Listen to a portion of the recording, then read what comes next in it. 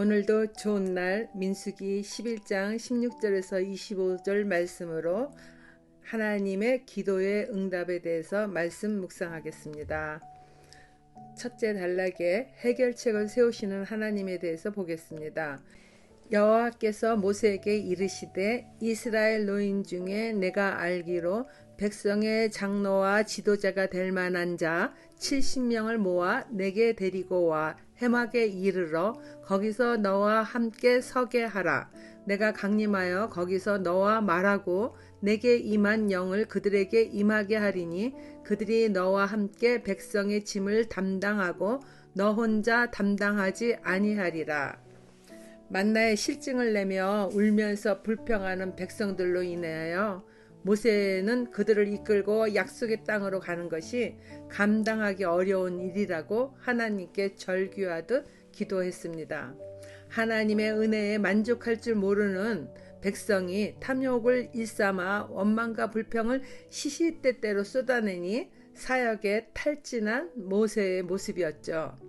그런 모세에게 하나님은 노인 중에서 백성의 장로와 지도자가 될 만한 70명을 모아서 해막으로 데려오라 하십니다. 그곳에서 하나님이 모세와 함께 계시겠다 말씀하세요. 모세가 더 이상 감당하기 어렵다 하는 무거운 책무에 대하여 조력할 수 있는 70명의 지도자를 세우고자 하시는 것입니다. 하나님은 그들에게도 모세에게 임한 영을 나누어 주겠다고 말씀하시고 하나님의 일은 모세라 할지라도 자기의 능력으로 하는 것이 아니라는 것을 새롭게 일깨워 주시는 거죠. 우리들도 하나님이 맡기신 일을 하다가 때로는 지쳐 불평할 수 있는데 사실 하나님의 일은 내 힘으로 내가 한다 할 때 지치는 것입니다. 하나님의 영으로 일을 하게 되면 하나님이 나를 통해 하시는 놀라운 일을 경험하게 되니 지치기보다는 기뻐하며 즐거워하는 일이 많아지게 되죠. 하나님은 모세에게 지금 그것을 일깨워 주시는 겁니다.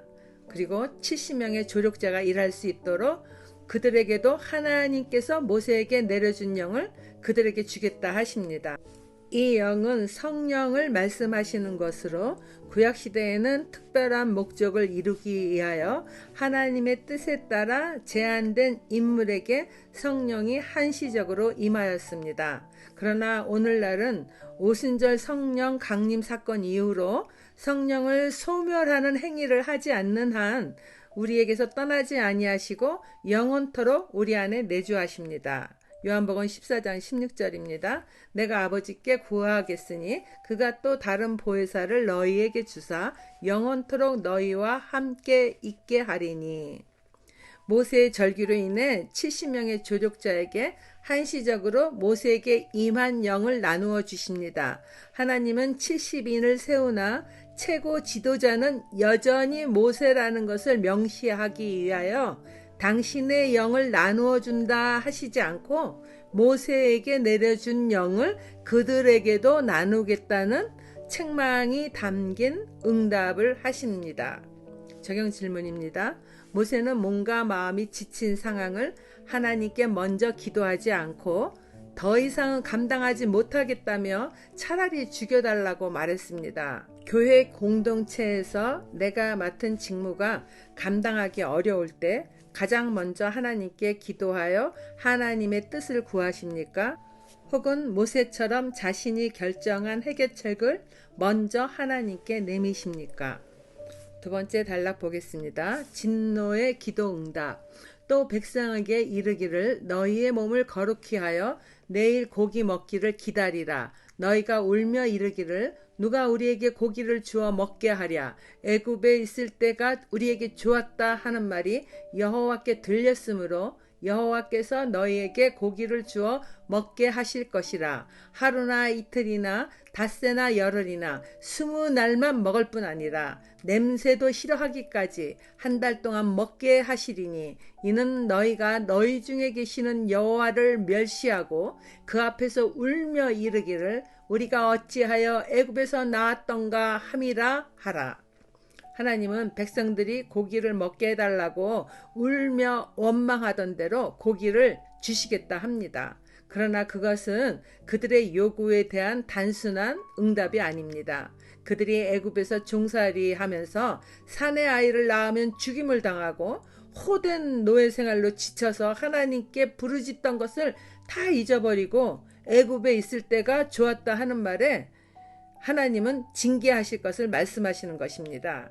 그들이 고기를 먹되 질릴 때까지, 코에서 냄새조차 싫을 때까지 한 달 동안 계속 먹게 하여 그들이 어찌하여 애굽에서 나았던가 한 말에 대가를 치르게 하시겠다는 것이죠. 그러나 이와 같은 하나님의 징벌은 그들을 망하게 하는 것이 아니라 거룩한 백성으로 세워가기 위한 하나님의 훈육입니다. 적용 질문입니다. 여호와를 멸시하면서까지 애굽의 고기를 구하다가 그것으로 진노의 형벌을 받은 일이 있습니까? 마지막 단락 보겠습니다. 여호와의 손이 짧으냐? 모세가 이르되 나와 함께 있는 이 백성의 보행자가 60만 명이온데 주의 말씀이 한 달 동안 고기를 주어 먹게 하겠다 하시오니 그들을 위하여 양떼와 소떼를 잡은들 조카오며 바다의 모든 고기를 모은들 조카오리이까? 여호와께서 모세에게 이르시되 여호와의 손이 짧으냐? 내가 이제 내 말이 내게 응하는 여부를 보리라. 모세가 나가서 여호와의 말씀을 백성에게 알리고 백성의 장로 70인을 모아 장막에 둘러 세우매 여호와께서 구름 가운데 강림하사 모세에게 말씀하시고 그에게 임한 영을 70 장로에게도 임하게 하시니 영이 임하신 때에 그들이 예언을 하다가 다시는 하지 아니하였더라. 하나님의 말씀에 이어서 모세는 백성의 보행자만 해도 60만 명인데 어디서 그 많은 사람이 한 달 동안이나 먹을 수 있는 고기를 먹게 하시겠다 말씀하십니까? 양떼와 소떼를 다 잡은들, 바다의 고기를 다 모은들 그 많은 사람들을 먹일 수 있겠습니까? 라고 대꾸하듯 말합니다. 모세가 애굽에서 10가지 재앙을 내린 하나님의 그 능력, 또 홍해를 가르던 일들, 이런 것들을 모르는 사람이 아니잖아요. 이와 같이 그런데 말했다는 것은 모세 역시 좀 전에 죽여달라고 복받치던 감정이 완전히 수그러들지는 않은 것입니다. 하나님은 모세에게 여호와의 손이 짧으냐라며 전능하신 하나님의 능력을 잊어버린 것처럼 말하는 모세에게 꾸중하기보다는 스스로 잘 판단할 수 있도록 돌려 말하심으로 모세의 마음을 누그러뜨리십니다. 그제서야 모세는 하나님의 말씀을 백성에게 알리고 70인을 모아 장막으로 데려옵니다.